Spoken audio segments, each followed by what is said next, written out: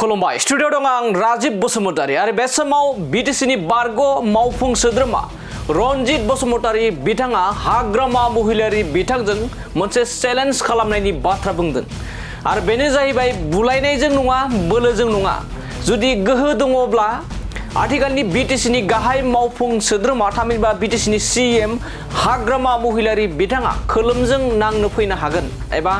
खोलोमजों नांनो थाखाय बे समाव चेलेन्ज खालामदों बुलायनायजों नङा बोलोजों नङा बे समाव चेलेन्ज खालामदों बिटिसिनि बारग' मावफुं सोद्रोमा रनजित बसुमतारी बिथाङा बिथाङा बिटिसिनि गाहाय मावफुं सोद्रोमा जानानै बुलायनो लिंनाय एबा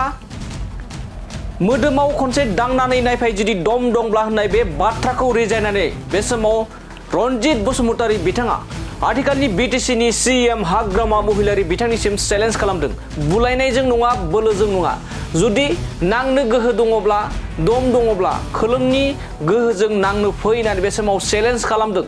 बिटिसिनि बारग' मावफुं सोद्रोमा रनजित बसुमतारी बिथाङा मानो होनना बुङोब्ला बे समाव बिटिसिनि आथिखालनि गाहाय मावफुं सोद्रोमा थामहिनबा सीएम हाग्रामा महिलारि बिथाङा बे समाव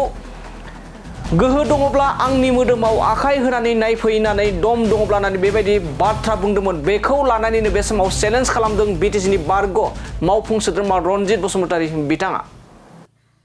इउपिपिएल एबसुआ गावखौ बुनो जुगुमदों गोहो दंब्ला मोदोमाव दांनाय फै होनना बुंनाय बाथ्राया आं सानो बियो सासे गावखौ मूर्ख होनना सिनायथि होनाय सासे लिडार बिथाङा ओरैबायदि मूर्ख लिडार मूर्खखायनो अधर्ज आरो सासे काउन्सिलनि मुरब्बी जानानै गावखौनो जुदि बाहुबलि देखायनानै हारिखौ फोजोबस्रांनो नागिरदोंब्ला आं खावलायगोन नोंथाङा मेलेम दङबा